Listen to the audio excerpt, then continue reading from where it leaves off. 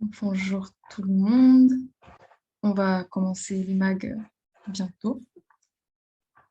On attend que la jonction se passe un peu avec les participants qui sont en train de connecter. Donc l'IMAG, pour information, il est traduit en direct en anglais. Vous pouvez cliquer sur le globe en bas de votre écran et sélectionner la langue. This IMAG is being live translated in English. Please select your language on the globe icon at the bottom of your screen.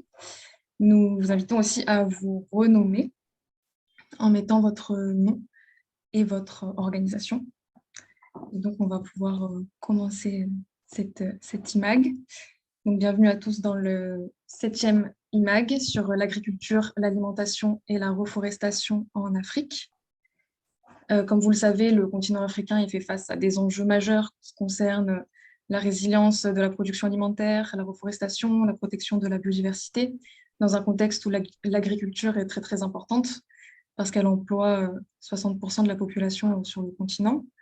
Donc, en passant par le bilan de la COP15 désertification sur la gestion des sols en Afrique, on évoquera plusieurs initiatives des acteurs non étatiques pour protéger les forêts et la biodiversité et pour améliorer l'autonomie agricole et alimentaire des populations en Afrique. Donc cet IMAG, il est en lien avec notre coalition du même nom. Donc je vais vous envoyer un lien dans le chat. Mon mari est là.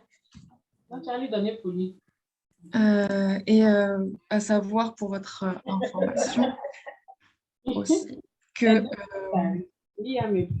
problème de micro. Pour votre information, que l'Observatoire de Climate Change a aussi produit des cas d'études sur ces thématiques-là, notamment sur la gestion communautaire des forêts dans le bilan sectoriel 2021. Donc, je vous enverrai aussi un lien après si ça vous intéresse. Il a été écrit par notre partenaire Marie-Ange Kalenga.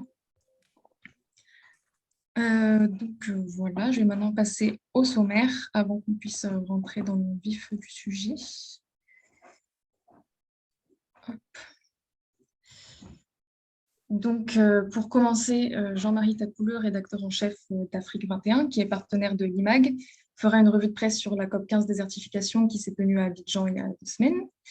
Ensuite, Anne Rema, directrice biodiversité de Climate Change, nous partagera son expérience justement par rapport à la COP désertification, parce qu'elle y était. Et ensuite, elle nous parlera un peu plus de connectivité écologique, mais aussi des projets de Climate Change relatifs à la biodiversité. On continuera sur l'aspect forêt, biodiversité, agriculture, avec la projection d'un extrait de film réalisé par l'association Universelle dans le cadre du projet développement durable et de la mangrove en Guinée-Bissau. Donc, Guillaume Babin, directeur de l'association Universelle, commentera cet extrait avec nous. Ensuite, la seconde partie de l'IMAG, elle portera plus sur l'agriculture et l'alimentation au Sénégal, et elle sera modérée par Eva.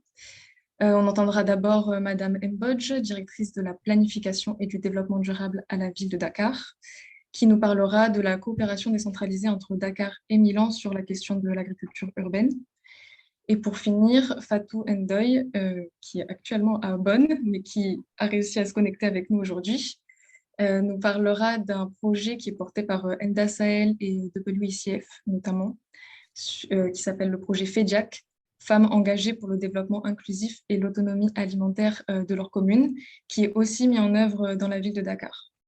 Donc, je vous souhaite à toutes et tous un bon visionnage. N'hésitez pas à envoyer vos questions dans le chat pendant tout l'IMAG. On prendra un moment pour répondre à la fin.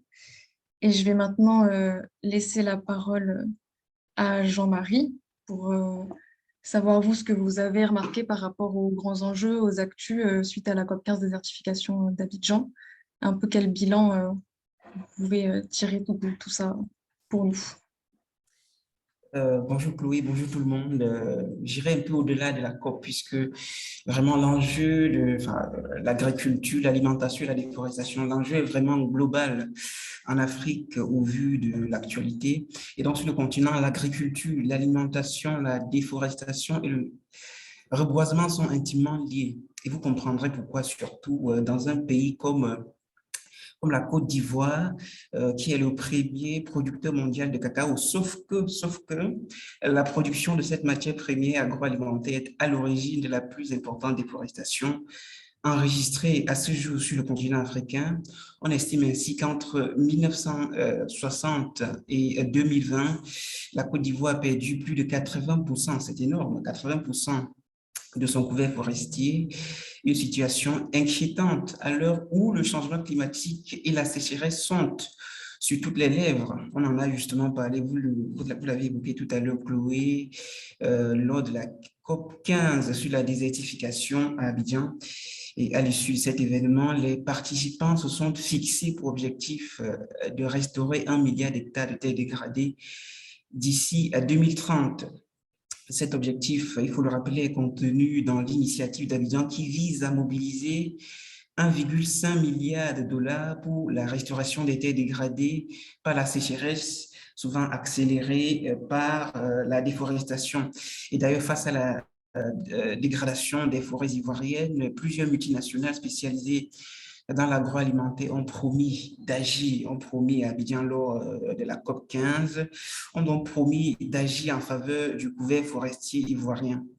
C'est le cas de la multinationale suisse Nestlé, qui a promis en tout cas de former les planteurs à l'agroforesterie et donc à la production du cacao et du café durable.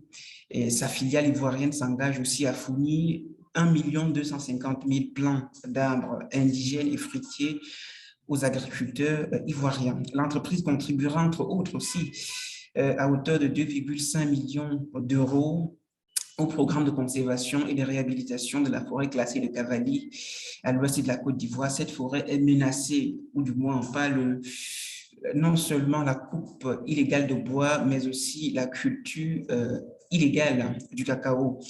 Et toujours dans la nécessité d'assurer la production d'un cacao durable, le gouvernement ivoirien a annoncé à l'occasion de la COP 15 le projet sur la mise à l'échelle des innovations transformatrices, l'utilisation des terres et la restauration à base du cacao. Donc, il faut comprendre que ce projet d'agroforesterie est soutenu par la FAO et le Fonds pour l'environnement mondial des Nations Unies. Mais rassurez-vous, l'actualité sur l'agriculture, la réforestation n'est pas uniquement liée à la COP 15. Ces dernières semaines, voilà, elle a été marquée par plusieurs initiatives, notamment celle de la Banque mondiale qui a débloqué récemment un financement de 163 millions de dollars en faveur du Maroc. Ce prêt est destiné à soutenir l'agriculture résiliente au climat. Il faut comprendre que le Maroc est confronté à une sécheresse sans précédent qui assèche les ressources d'eau de surface.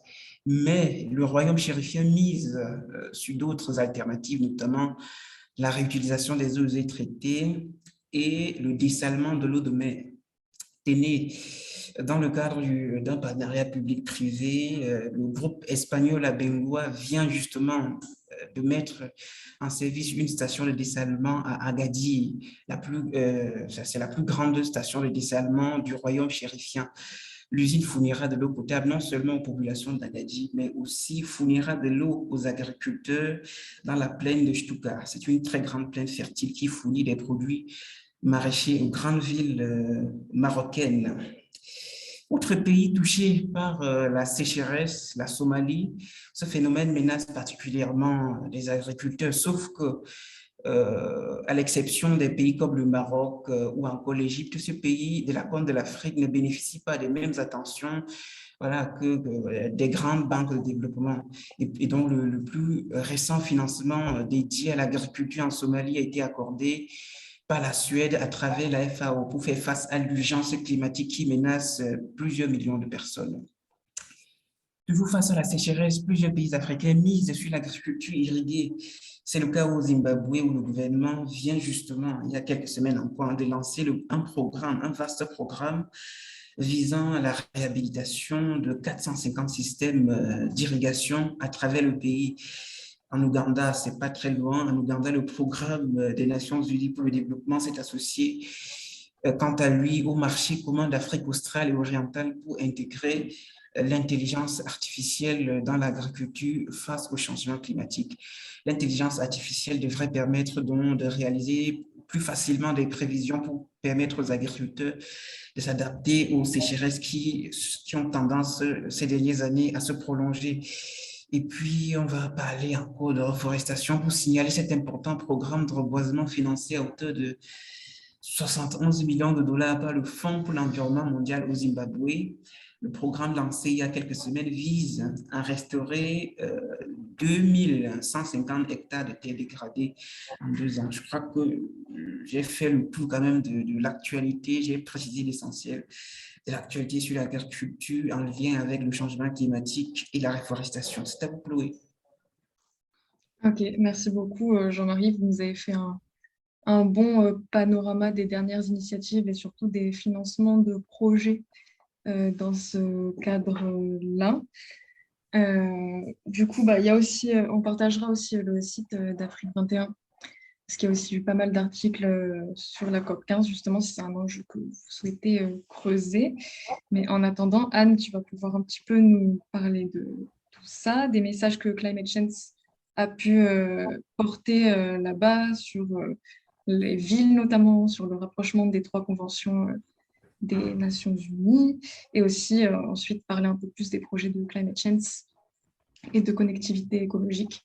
Donc, je vais te laisser déjà nous en dire un peu plus sur ton retour sur la COP15, le bilan que toi, tu as pu en faire. Absolument, merci beaucoup Chloé. Oui, pour revenir un petit peu sur les propos de Monsieur Tapouleux, nous avons effectivement participé à la COP15 et lors de notre présence à la COP15, on y est allé avec un angle d'attaque un peu spécifique qui était celui de la question des villes. Et à notre surprise, en fait, on s'est rendu compte que ce sujet n'était pas ou très peu abordé durant la COP15. Et nous, on a souhaité le mettre un petit peu sur le devant de la scène parce que on pense que la question de la relation entre la ville et les sols, et plus précisément la question de la relation entre le monde urbain et le monde rural, est aujourd'hui fondamentale. Avec des questionnements qui, soit dit en passant, ne sont pas si différents entre l'Afrique et l'Europe. On le sait tous, l'urbanisation est croissante. À l'horizon 2050, plus de 60% de la population mondiale vivra en ville. Et tout cela, évidemment, pose plusieurs types de questions. Des questions relatives à l'usage des sols, tout d'abord. L'expansion urbaine a des conséquences en termes d'artificialisation et donc de progression de la sécheresse, de l'aridité des sols. L'urbanisation pose des questions au niveau des systèmes alimentaires. On a une absorption progressive des villages qui étaient autrefois ruraux. Il y a donc par conséquent une réduction des terres agricoles. Et puis cette urbanisation, elle pose des questions au niveau de l'approvisionnement de ces zones urbaines, approvisionnement en eau, en énergie, en alimentation, qui se font souvent au détriment des territoires périphériques ou ruraux. Bref, nous, on est allé à la COP15 en essayant de porter ce message qu'il faut instaurer un dialogue étroit entre la ville et la campagne, dialogue qui nous semble aujourd'hui rester très embryonnaire et qui pourtant permettrait de construire des propositions et des solutions communes aux deux mondes. Et corollaire de tout ça, on a aussi porté un discours qui nous tient un peu à cœur à Climate Change, qui est celui du rapprochement entre les 3 COP, la COP climat, la COP biodiversité, la COP désertification. Aujourd'hui, on le sait, ces 3 COP sont traités séparément, mais on le voit bien, il y a des interrelations étroites entre ces 3 sujets. Et la COP 15, on l'a vu, reste, malgré toute son utilité, et ça c'est évidemment pas remis en cause, mais la COP 15 reste une petite COP, peu médiatisée, et finalement qui est peu dotée en moyens financiers, comparativement par exemple à la COP climat. Alors nous pensons qu'un rapprochement serait bénéfique. La forme qu'il pourrait prendre reste évidemment à discuter. On voit aussi qu'il y a des réticences chez certains acteurs, peur par exemple de se faire absorber par la grosse COP climat. Mais nous militons à Climate Change pour rompre ces logiques de silos et faire converger les discussions pour être plus efficaces. Voilà, ça c'était le premier point de mon intervention, un peu le retour de la COP15. Et puis, deuxième point de mon intervention, je voulais aborder la question de la connectivité écologique, qui est un sujet qui nous tient à cœur chez Climate Change, puisque moi, j'ai rejoint l'équipe en janvier 2022, précisément pour m'occuper de ce sujet et pour m'occuper d'un projet en lien avec les corridors de biodiversité. Toujours dans cette logique de favoriser le dialogue entre acteurs et de créer des synergies entre les questions climat et biodiversité.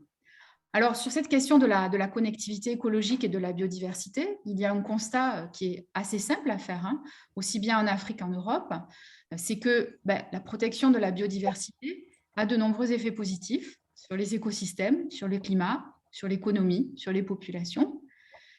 Et deuxième constat, les migrations naturelles de ces animaux sont de plus en plus contraintes par l'activité anthropique, l'agriculture, malheureusement, faisant souvent partie de ces contraintes. Alors, la tendance de ces dernières années, ça a été de confiner les animaux dans des parcs, dans des réserves naturelles, dans des aires protégées, avec les risques que l'on connaît de fragmentation génétique et d'appauvrissement, in fine, des populations d'animaux. Mais dans de nombreux pays, puisque vous le savez mieux que moi, l'Afrique, c'est 54 pays, hein, donc 54 réalités, dans de nombreux pays africains, les animaux continuent de migrer en dehors des parcs, en dehors des frontières, puisque les animaux n'ont pas de frontières. Et c'est là que la logique de corridor prend tout son sens, car par définition, les corridors sont des lieux où il y a une cohabitation homme-animal organisée. Donc, chez Climate Change, nous pensons que ce thème de la connectivité écologique doit désormais faire l'objet d'une attention toute particulière, qu'il doit être mis à l'ordre du jour de grandes conférences internationales et de l'ensemble des débats relatifs au climat, à la désertification et à la biodiversité. Parce que la connectivité écologique, c'est un sujet éminemment transversal. Lorsque vous abordez la connectivité, vous traitez obligatoirement de façon intégrée des questions de planification du territoire, donc la fameuse confrontation rural-urbain. Vous traitez des questions de reforestation, parce qu'on sait que ces corridors de biodiversité, souvent, ils suivent le couvert forestier. Vous traitez des questions d'agriculture, vous traitez des questions hydriques, des questions de développement local, des questions de compensation. Bref, c'est un sujet qui peut mettre tout le monde d'accord. Alors juste, s'il me reste 2 minutes, je vais partager mon écran et je vais vous parler du projet démonstrateur que nous développons en Guinée.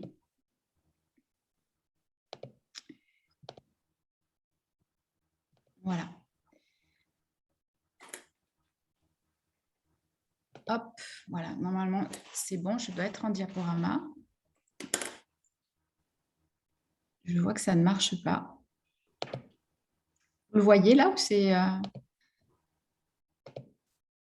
Oui, on voit, oui. Oui, c'est bon. Voilà. Donc, pour rendre un petit peu plus, mon propos un petit peu plus concret, on est en train de développer ce que l'on a appelé un projet démonstrateur sur les corridors de biodiversité en Guinée. Projet démonstrateur qui lui-même s'inscrit dans une initiative de coalition internationale sur les questions de biodiversité en Afrique, coalition internationale qui devrait être lancée d'ici la fin de l'année 2022. Donc là, ici, on est en Guinée et on a décidé de travailler sur un corridor de biodiversité qui va du nord au sud de la Guinée, donc qui part du Sénégal, qui passe par la zone de Badiar, Mali, le parc national du Moyen-Bafing, et qui redescend sur la zone de Mamou, au sud, les forêts de Soya, Sabouya et Penseli, et qui est transfrontalier avec la Sierra Leone. Et comment on va faire en fait pour travailler sur ce projet?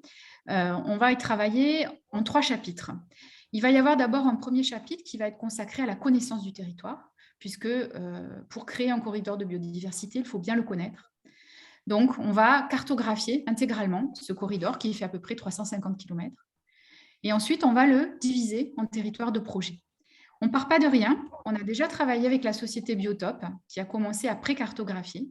Voilà, elle a fait ces types de cartographie où là, par exemple, on superpose sur la Guinée les projets miniers. On voit les projets miniers en cours, en prévision, et on constate, pour le bien ou pour le malheur de la Guinée, je ne sais pas, je m'abstiendrai de faire tout commentaire, mais on constate qu'il y a des projets miniers partout. Et donc, créer un corridor de biodiversité, ça implique aussi qu'on tienne compte des réalités du pays et notamment des projets qui sont en cours sur le terrain.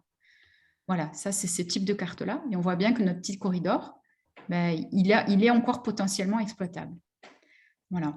Donc, chapitre 1, cartographie. Chapitre 2, une fois qu'on aura subdivisé notre grand territoire en plus petits territoires de projet, on va organiser la gouvernance de territoire de projet et développer des actions spécifiques. Et surtout, ce que l'on va faire, c'est que l'on va essayer de faire converger des financements vers ces plans d'action, vers ces territoires de projet.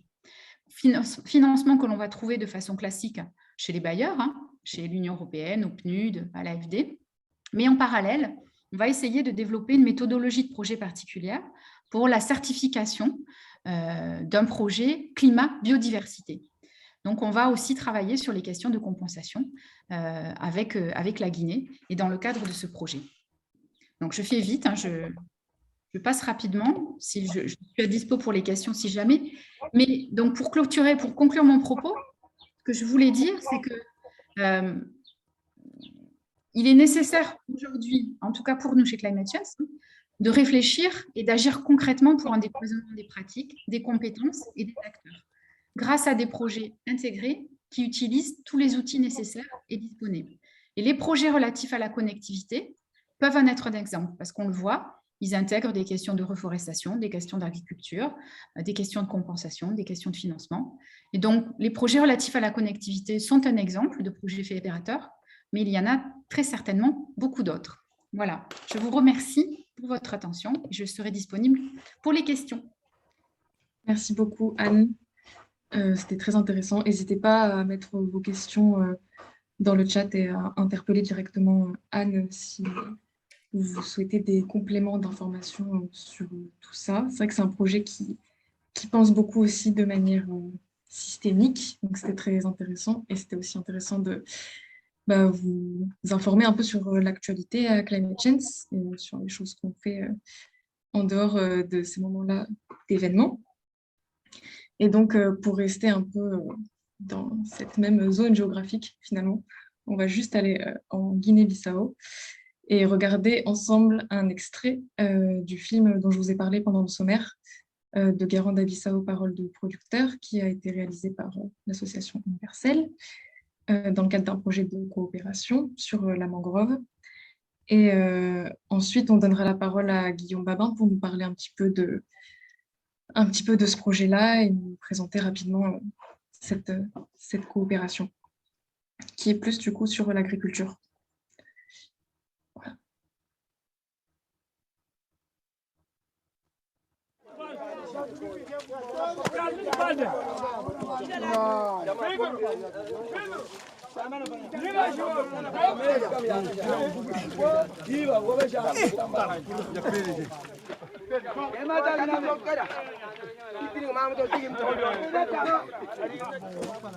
È di che tiene grande importanza. L'inde che sta nelle sì, tiene grande importanza per noi, voglio dire che algo doce ne tiene maggior facilità di movimento nel Bologna, di maniera che non mi sia, insomma che non donne sta facile, ma è che tiene ingegneria che non tiene house.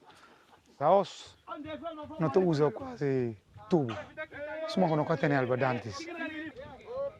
E sta insomma è facile lavorare con questo.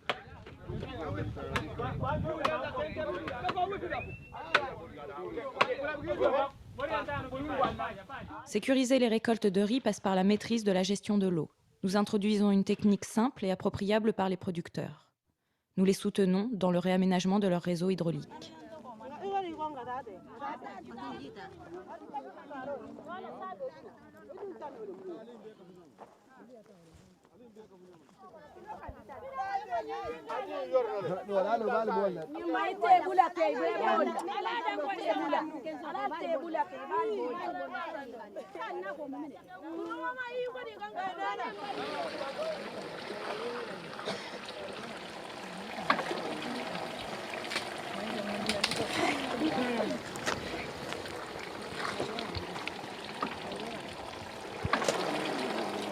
Dans les mangroves, les producteurs grattent la surface des terres salées qui sont ensuite filtrées à l'eau de mer. La saumure ainsi obtenue est chauffée sur le feu pour en extraire le sel. C'est le sel indigène. Cette méthode consomme 3 tonnes de bois de mangrove pour produire 1 tonne de sel.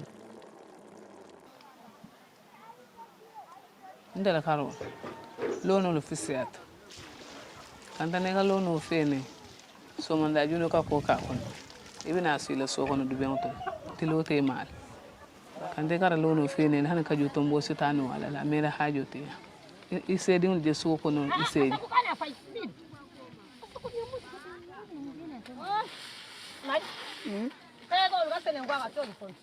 Wonava yeka jamba balande ngapala akakuja male safani ado folo ni katabi serende famiente mboto tansa bankamenta bilono boto tansa bankamenta bilono lona nane ngarol fene nde kumuta maimuna idi wale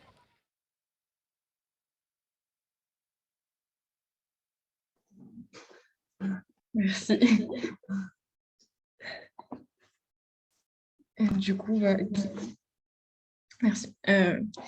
Guillaume, est-ce que vous pouvez nous présenter un peu les objectifs du projet, peut-être, et nous dire surtout où ça en est aujourd'hui? C'est un projet qui est aussi disponible sur notre cartographie, pour information, et qu'on connaît un petit peu.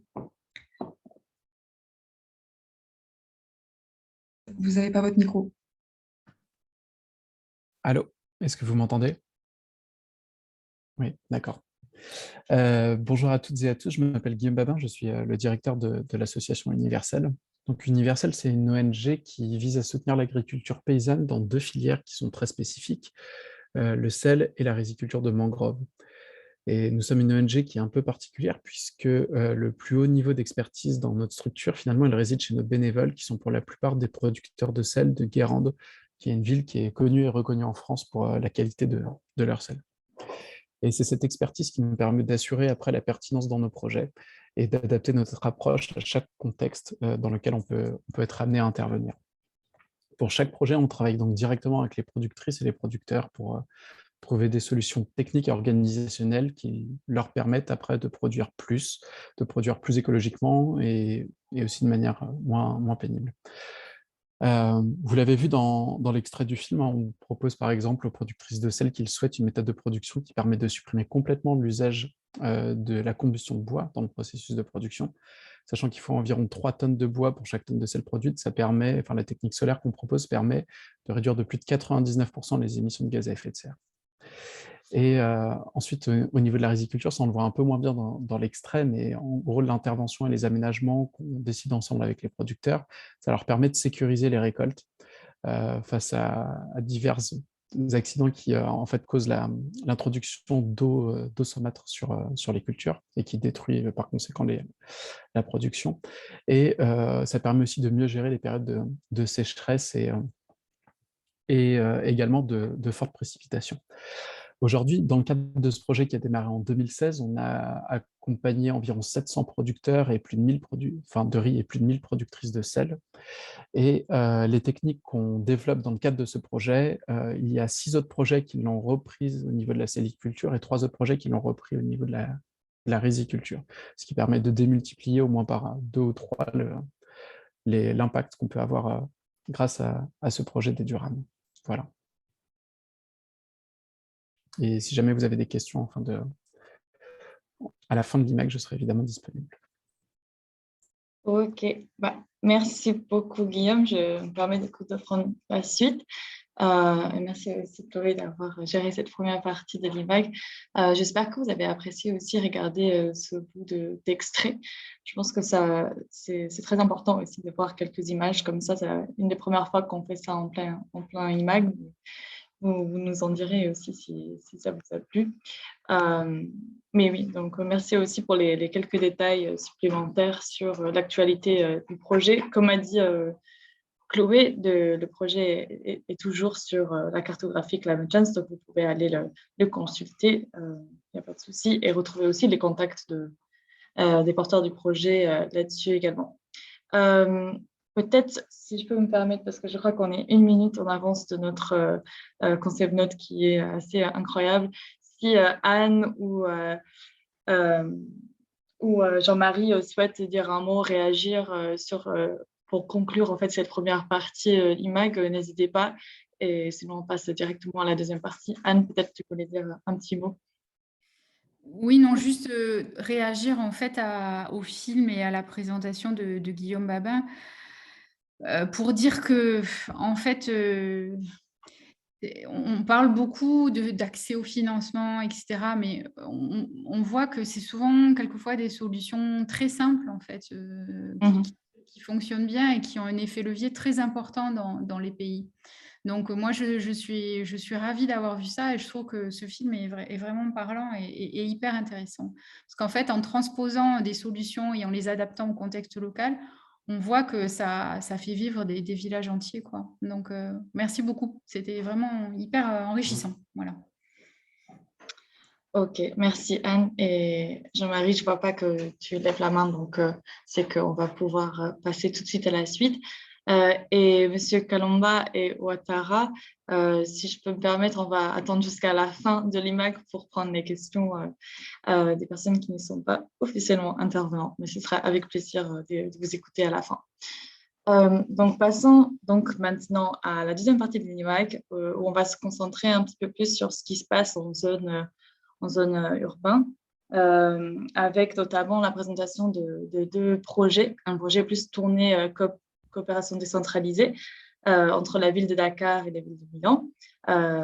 Et pour ce, j'invite Madame Mbodj a tout de suite allumé son micro et sa caméra pour qu'on puisse parler avec vous. Et juste par la suite, on parlera du coup avec Madame Ndoye qui est aussi là, qui représente le projet FEDJAC, qui se concentre un peu plus sur les questions du genre et l'autonomie alimentaire, également au Sénégal. Donc, je vais tout de suite partager l'écran pour que vous puissiez voir la présentation de Madame Mbodj. Une fois que parce que je ne peux pas tout faire à la fois. Hop. Vous voyez, c'est bon? Ok. Oui, c'est bon. Parfait. Et du coup, je vous pose la première question qui est quelles actions récentes ont été mises en place, ont été réalisées à Dakar et à Milan dans le cadre de cet accord de coopération décentralisée. Donc, commencer par quelques mots de présentation générale sur cette coopération décentralisée. Je vous donne la parole. D'accord, merci beaucoup. Bonjour tout le monde. Je vais peut-être vous parler un peu de la ville de Dakar, qui est une mégapole avec un accroissement de la population exponentielle qui pose un problème de pauvreté et de malnutrition. On compte plus de presque 1,4 million habitants sur 82 km², donc la densité est très forte. Donc, il faut dire que Dakar subit des phénomènes de migration interne et internationale, étant un carrefour, surtout de la migration sous-régionale.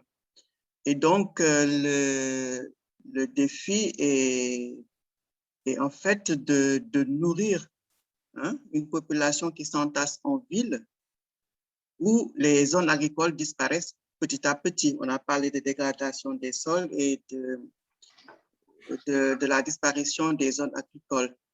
Il faut dire aussi que 80% des activités économiques se déroulent à Dakar, raison pour laquelle nous avons un sérieux problème de nutrition en fait et de pauvreté au niveau de la population. Et donc, la ville de Dakar a, avec effectivement la ville de Milan, slide s'il vous plaît, mis en place un projet de coopération décentralisée.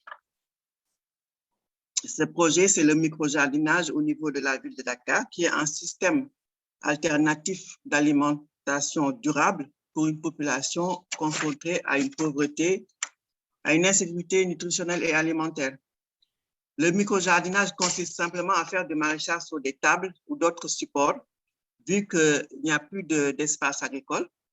Ils correspondent à de petites unités de production simples, peu coûteuses, adaptées aux quartiers urbains à forte densité. Il faut dire que le micro-jardinage fait aussi référence à l'économie circulaire car on utilise du matériel recyclé, tel que le bois, le support. Le substrat est fait de paille d'arachide, de paille de riz et de coque d'arachide que l'on récupère après les récoltes, par exemple. Et donc, ce type d'agriculture nécessite peu d'eau et donc est une réponse quand même au bouleversement climatique que l'on connaît au niveau de Dakar, du Sénégal. Et donc, Ce projet, je disais, c'est un projet de coopération décentralisée avec la ville de Milan, avec l'appui du ministère des Affaires étrangères de l'Italie. Donc, les deux villes ont signé un accord tripartite avec la FAO comme partenaire technique. Le financement vient de la ville de Milan. Un comité de pilotage composé des deux villes et de la FAO a été mis en place. Ce comité définit les grandes lignes du projet, les grandes orientations. Et depuis 2010, quand même, la ville de Dakar a l'entière responsabilité de ce projet-là, c'est-à-dire gère elle-même ce projet-là de micro-jardinage. Bien sûr, il y a eu les partenaires techniques tels que des ONG italiennes qui nous ont appuyés dans la commercialisation, les stratégies de vente, l'Université de Milan pour la recherche. Et au niveau de Dakar, nous avons une organisation fêtière, l'organisation des micro-jardiniers, et la ville de Dakar, le ministère de l'Agriculture, la direction de l'agriculture. Donc, ça a été vraiment un projet de coopération avec des institutions qui sont en place. Donc, voilà un peu pour ce projet de coopération. Ok, bah, merci déjà pour cette première partie de présentation. C'est très bien de poser le contexte tel que vous l'avez fait. Et très bien de voir aussi comment vous avez pu vous organiser avec la ville de Milan.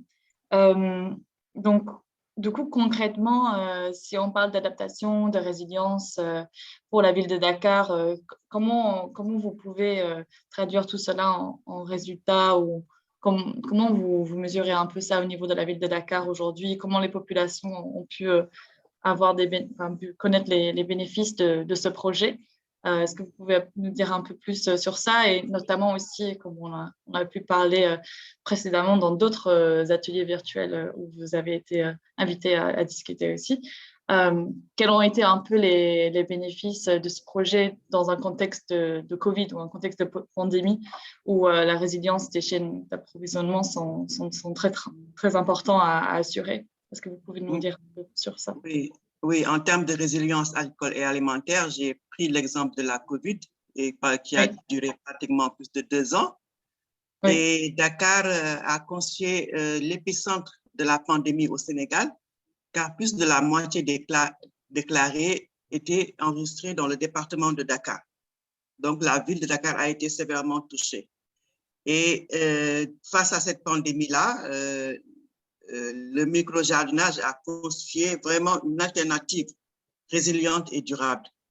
Les micro-jardins ont joué un rôle essentiel face aux difficultés causées par les mesures de restriction et de confinement, notamment au niveau des marchés. Donc, on le sait, il y a eu des heures de fermeture, d'ouverture, il y avait des fermetures, des interdictions de déplacer. C'était très difficile pour les populations d'aller s'approvisionner. Et donc, la ville de Dakar a soutenu ce secteur en renforçant les sites en matériel et en semences. Et là, les exploitants arrivaient à écouler leur production car ils font de la vente bon champ. Et les populations pouvaient s'approvisionner sans difficulté et sans surcoût, surtout, parce que les denrées alimentaires étaient devenues très chères au niveau de la ville de Dakar. Et donc, parce que les quartiers étaient situés à l'intérieur, les sites de micro-jardinage étaient situés à l'intérieur des quartiers, donc à proximité. Donc, il n'y avait pas de très longue distance à parcourir pour s'approvisionner et il n'y avait pas de surcoût non plus. Hein? Donc, cette consommation de légumes quand même a permis, durant cette période qui a été très difficile, une certaine qualité de vie et surtout de diversifier l'alimentation des familles. Donc, vraiment, on peut dire que ça a été le micro-jardinage a été vraiment une solution parce que c'est des circuits courts, c'était dans les quartiers et a permis de combler certaines lacunes au niveau de l'alimentation. Voilà. Ok, bon, merci beaucoup pour cette présentation et pour la mise en lumière une fois de plus, un exemple peut-être de quelque chose d'assez simple, de faire du micro-jardinage dans une ville, mais qui a été très effectif et heureusement en fait que ça a été bien mis en place.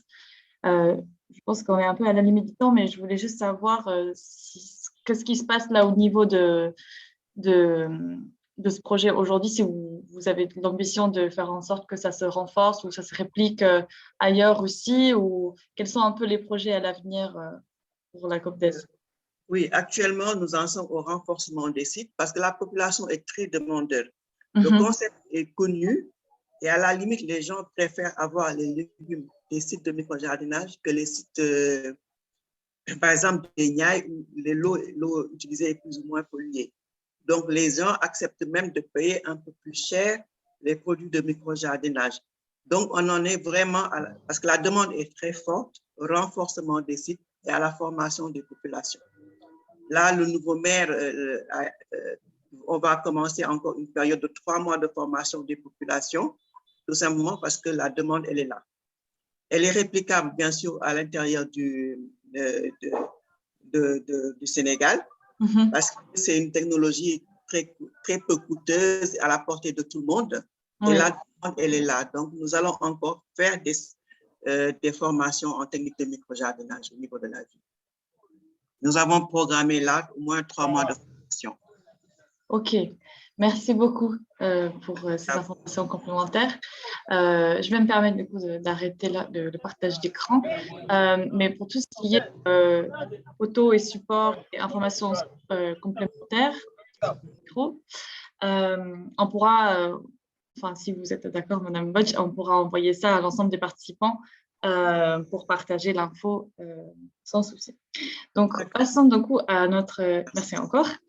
Passons du coup à notre dernière intervenante de l'IMAG d'aujourd'hui, qui est Madame Fatou Ndoye, que j'espère a trouvé quelque part un peu plus calme pour pouvoir intervenir dans cette IMAG. Madame Ndoye qui représente du coup une bonne pratique que nous avons repérée lors des précédentes appels à contribution que nous lançons dans le cadre de nos sommets Climate Change Afrique.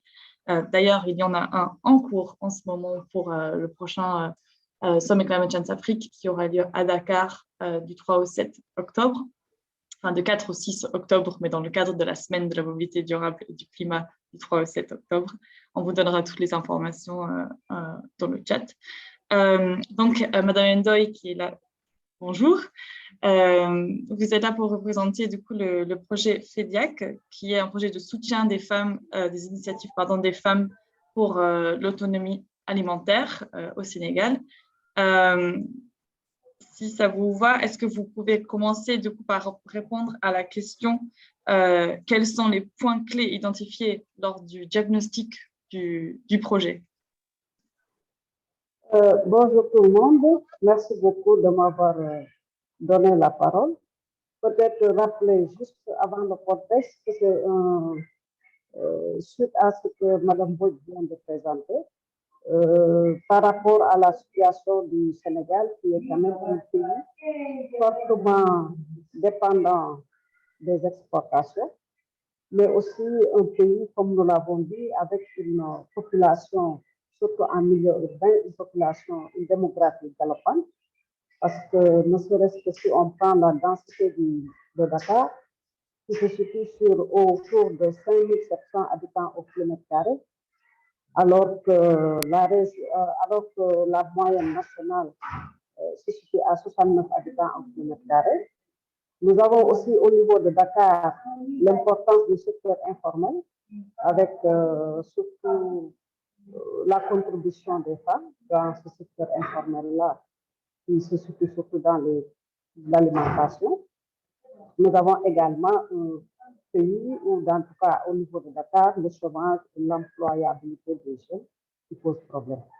Et face à cette situation, je pense que la politique de l'État qui est en lien avec le PSE, donc le plan Sénégal émergent, qui vise justement à apporter des solutions pour accompagner surtout le secteur agricole, qui constitue non seulement un moyen pour la sécurité alimentaire, mais en même temps pour permettre aux jeunes de trouver de l'emploi. L'autre aspect que je voudrais aussi apporter, c'est que donc, par rapport au projet FEDIAC, Femmes engagées pour le développement inclusif et l'autonomie alimentaire des communes, c'est un projet qui a été mis en place par l'AFD, qui nous a accompagnés à travers l'appui de la situation post-Covid, Et ce projet vise donc à contribuer à la création de filières alimentaires assurant la résilience des territoires. Donc, spécifiquement, donc, il s'agit d'améliorer les revenus des femmes, d'appuyer la création de plateformes et aussi la participation des femmes donc, au niveau des instances de décision. Et pour venir à votre question, je pense que ce que nous avons retenu, parce qu'au niveau de notre démarche, avant toute action, avant toute intervention, nous sommes obligés de faire un diagnostic pour, en tout cas, avoir une situation de référence. Et par rapport donc au niveau du secteur de maraîchage, je pense que, comme nous l'avons vu, en fait, nous avons vu qu'en fait, Dakar est une zone qui était auparavant largement agricole, mais le diagnostic nous montre qu'il y a une disparition des terres cultivables. Si nous prenons l'exemple d'une commune comme Grand Yoff, où nous intervenons, nous sommes passés de 56 hectares en 1966 à 457 hectares d'hectares de superficie bâtie. Le diagnostic aussi nous montre que l'agriculture urbaine, notamment le maraîchage, occupe une place importante au niveau des femmes. Donc, 80% des personnes que nous avons interrogées sont des femmes. Justement, ceci est en lien avec ce que nous venons de dire tout à l'heure, c'est-à-dire la déperdition des terres cultivables et qui pousse les hommes à délaisser cette agriculture urbaine au profit des femmes. Et ce que nous constatons aussi, c'est qu'à travers cette agriculture-là, il y a 75% donc des personnes que nous avons interrogées qui l'exercent avec moins de 500 mètres carrés. Donc vraiment, c'est une agriculture assez limitée. Nous avons aussi, comme vous venez de l'entendre avec Mme Bot, une agriculture qui est basée donc sur le développement donc, de cultures soutenables, qui a été une initiative de la ville de Dakar. Nous avons aussi remarqué que cette agriculture-là, et surtout, les femmes sont surtout dans des produits à cycle court, par exemple comme les menthes, les feuilles, etc.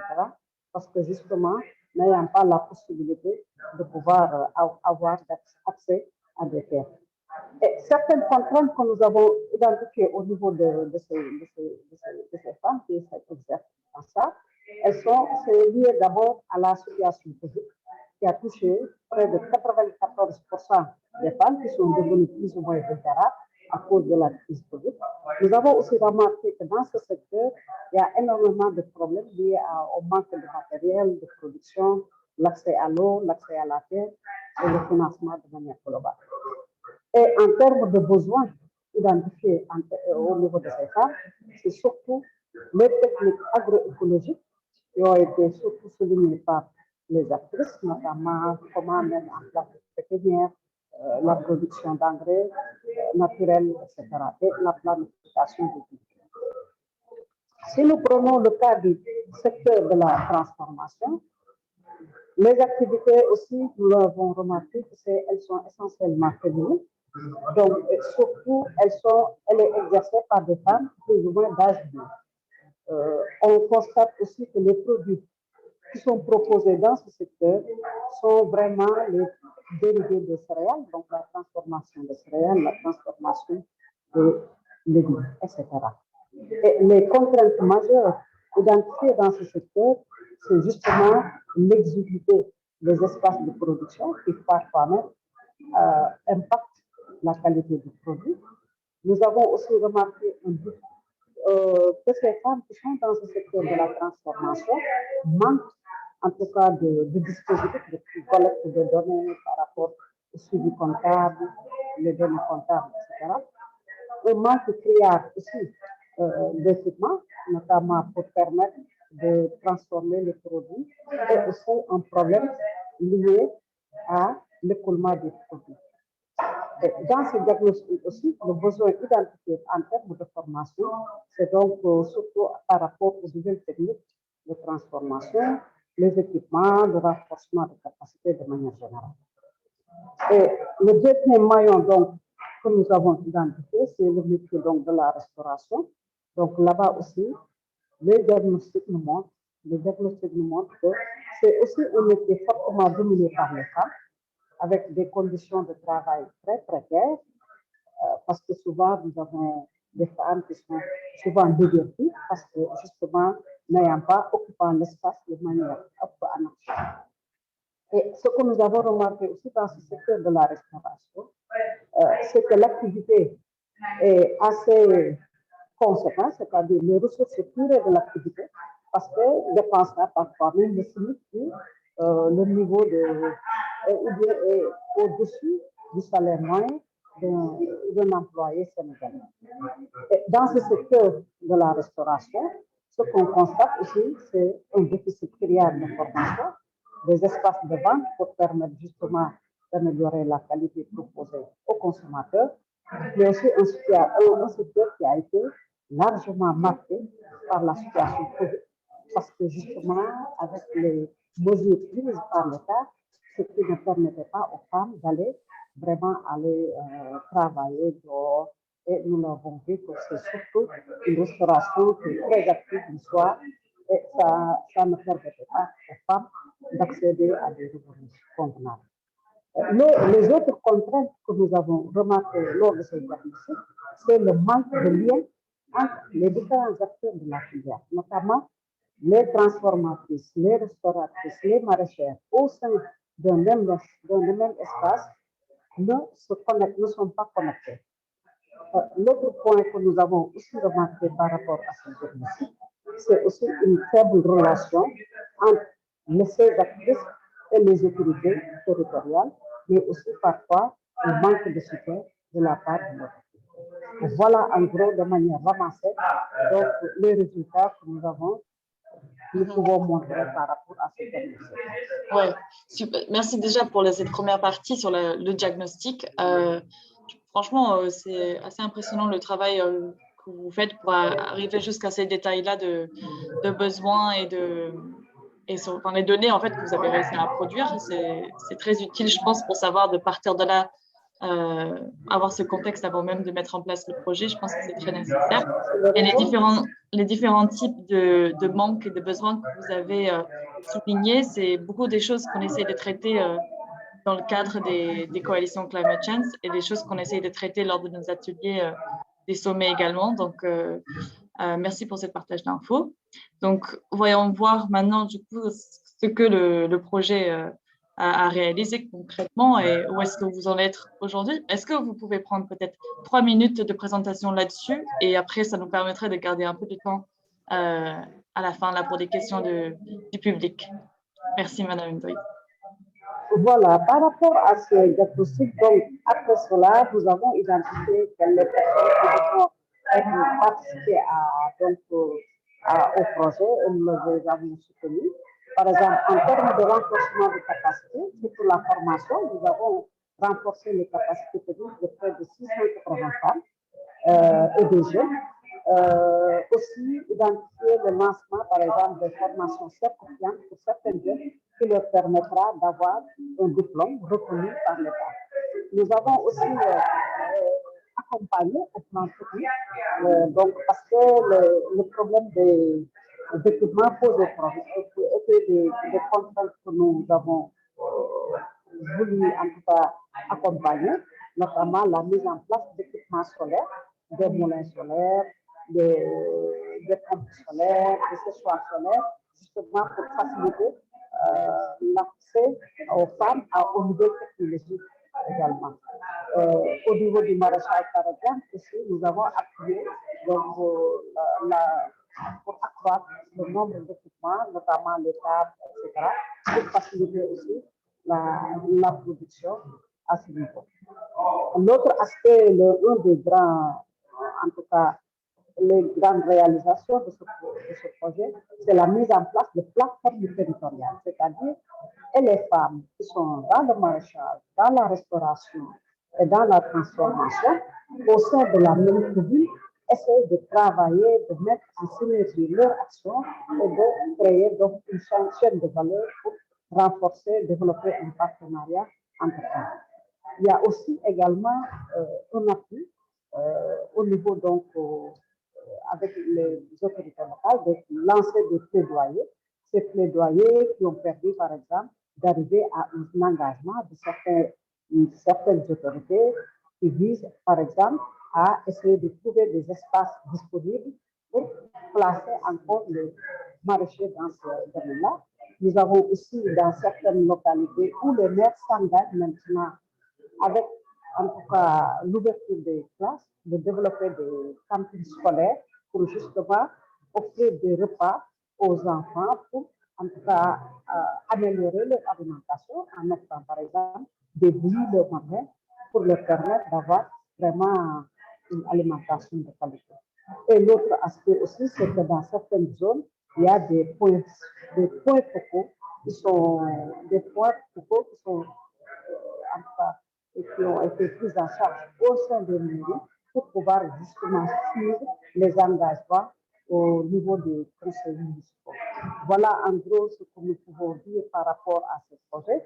Et surtout ce que nous visons dans les perspectives, c'est d'arriver à ce que les femmes arrivent à une bonne, en tout cas, maîtrise de connaissances technologiques pour s'inscrire dans cette transition énergétique, parce que justement les femmes ont un rôle important à jouer à travers cette transition énergétique. Donc les équipements qu'on leur octroie, ça leur permet non seulement de se familiariser avec ces équipements-là, mais aussi plus tard d'avoir vraiment une autonomie pour être, en tout cas, pour mieux maîtriser ces équipements. Voilà en gros ce que je peux dire.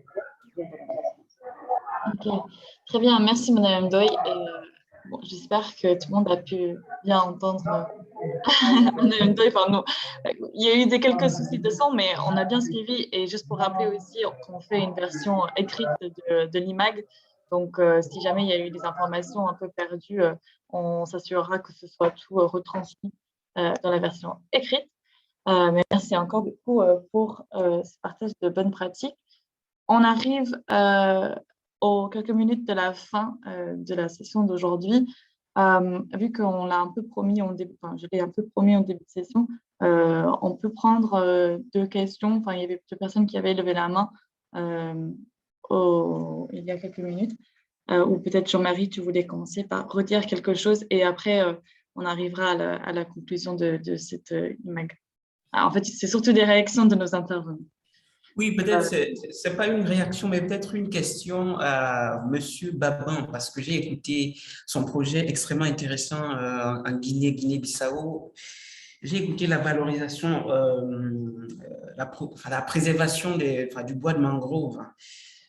Il nous a dit que ce bois est remplacé, je crois, si j'ai bien compris, par le soleil. Je voudrais savoir comment ça se passe exactement, parce que ici au Cameroun, par exemple, dans des mangroves dans la région du littoral, certaines ONG favorisent plutôt l'utilisation durable. Mais là, en Guinée, ils parlent plutôt de remplacement total. Donc, du coup, j'aimerais savoir comment cette technologie solaire, comment on applique ça. C'est un peu technique, mais comment on applique ça, franchement, avec les agriculteurs.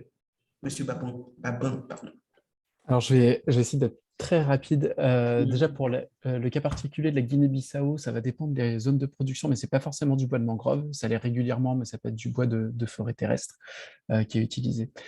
Et donc là, en fait, la technique qu'on propose comme alternative, c'est au lieu de faire cuire la saumure donc avec un feu de bois classique, l'idée, c'est de déposer la saumure sur des cristallisoires qui sont en fait de simples bâches.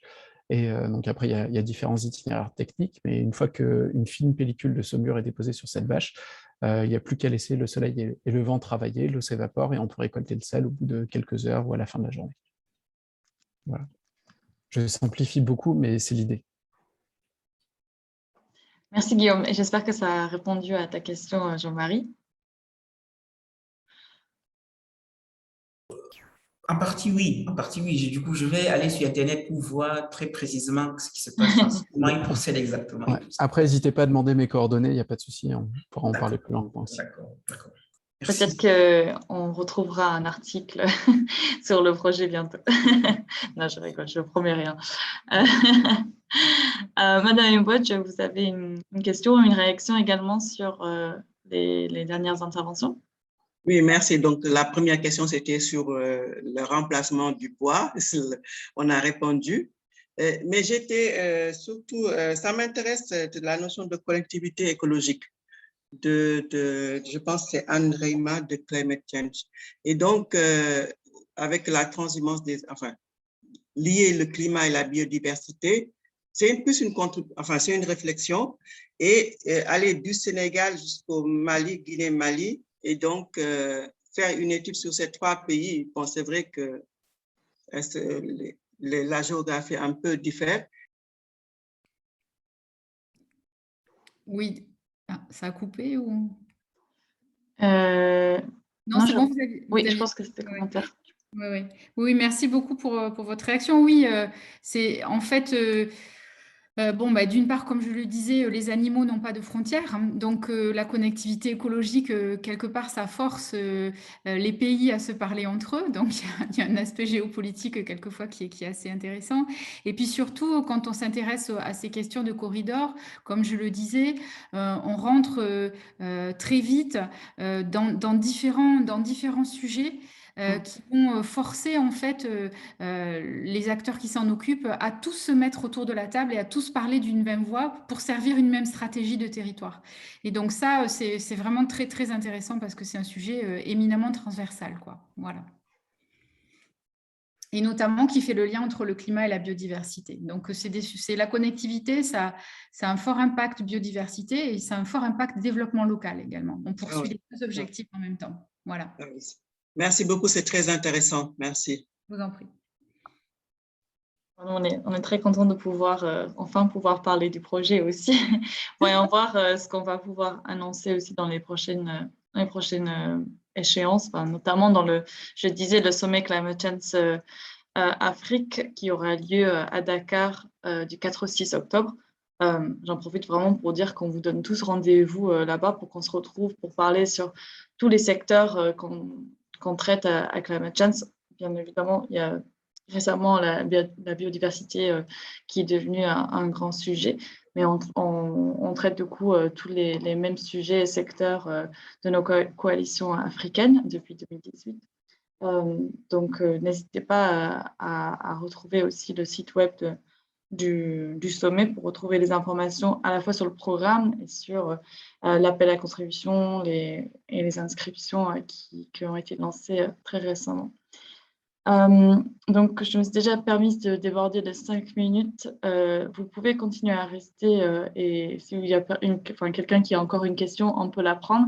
Mais après, il va falloir libérer notre interprète qui est déjà resté quelques minutes de plus. Et même à l'ensemble de nos intervenants, ou si vous devez partir tout de suite, il n'y a pas de souci. Est-ce qu'on a quelques dernières questions? Ah, il y a une question dans le chat, apparemment. Alors, elle est où?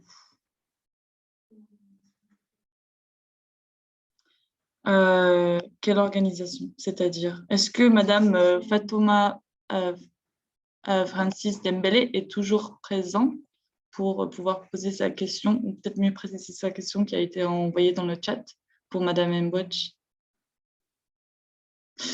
Ou sinon, je passe tout de suite la parole à Monsieur Georges Kalomba. Si vous avez une réaction, une question, vous pouvez ouvrir votre micro directement. Oui. Bonjour. Bonjour, madame. Oui, je voulais tout simplement demander, je suis en République démocratique du Congo, je voulais tout simplement savoir, est-ce que Chance, votre organisme est basé seulement à l'Afrique de l'Ouest ou bien vous avez des sièges ici en Afrique centrale, principalement en République démocratique du Congo? Mais c'était ça ma question.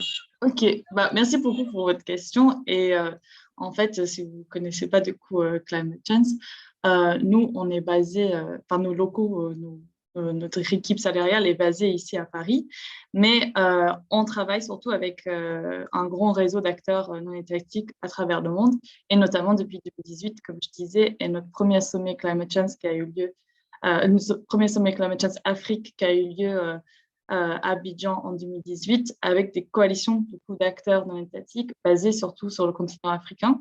Donc, ces coalitions-là sont composées de centaines d'acteurs qui travaillent autour de ces mêmes thématiques, qui couvrent plusieurs secteurs de l'action climat, que ce soit l'énergie, mobilité, éducation, agriculture comme aujourd'hui, et bien d'autres. Et dans ces réseaux-là, vous pourrez trouver des acteurs du continent entier. Donc nous-mêmes, nous ne sommes pas présents partout, mais les membres de ces coalitions, oui. Donc nous vous invitons de toute façon à rejoindre la coalition, du coup, agriculture, et vous pourrez être mis en contact avec des partenaires et d'autres acteurs qui travaillent dans votre pays à travers la coalition, si ça vous va. Bon, et je pense que je vais peut-être arrêter là la petite session questions-réponses parce qu'on a déjà débordé un peu, mais merci beaucoup pour votre enthousiasme en tout cas et pour être resté jusqu'à la fin de l'IMAG. Je laisse plutôt Chloé prendre la conclusion, que c'est vraiment Chloé qui organise cette série de IMAG depuis ces quelques mois. Donc, merci encore beaucoup pour votre présence et je laisse Chloé prendre la conclusion. Merci. Merci, Eva. Oui, merci à tous pour... déjà, merci aux intervenants pour leur présentation et aussi pour leur discussion très, très intéressante. Et merci à toutes et tous pour votre participation. S'il reste des questions, n'hésitez pas à nous les adresser par mail, que ce soit le mail de l'association ou mon mail. Et vous recevrez, comme Eva l'a mentionné, le magazine écrit en début de semaine prochaine. Donc, on va pouvoir continuer ces discussions-là et surtout, ces discussions pourront continuer à Dakar en octobre, pendant la semaine de la mobilité durable et du climat, pendant l'atelier qui y sera dédié, et dont l'objectif est aussi de préparer des messages à porter pour la COP27, pour porter la voix des acteurs non étatiques africains à la COP27 en Égypte. Donc voilà, n'hésitez pas à nous écrire à ce propos-là également. On est en train d'élaborer le programme actuellement, que vous pouvez suivre en temps réel presque sur notre site qui est mis à jour régulièrement. Et merci beaucoup pour ces interventions. Le thème était très très large, on est vraiment parti sur différentes thématiques qui finalement sont toutes liées et c'était très intéressant d'utiliser la notion de connectivité écologique pour ça, que ce soit l'usage des sols, les forêts, la place des villes, l'agriculture, les systèmes alimentaires. Donc c'était très très intéressant. Merci beaucoup à toutes et tous et le prochain IMAG sera sur la mobilité le 30 juin. Donc à très bientôt. Merci. Et merci. Merci, au revoir. Merci à la Au super revoir. pour l'organisation. Merci beaucoup. Merci. Merci, au revoir. Merci beaucoup. Au revoir. Au revoir. Merci. Au revoir. La foire au revoir. Merci, au revoir, à la prochaine. À bientôt, au revoir. Merci, à la prochaine. Au revoir.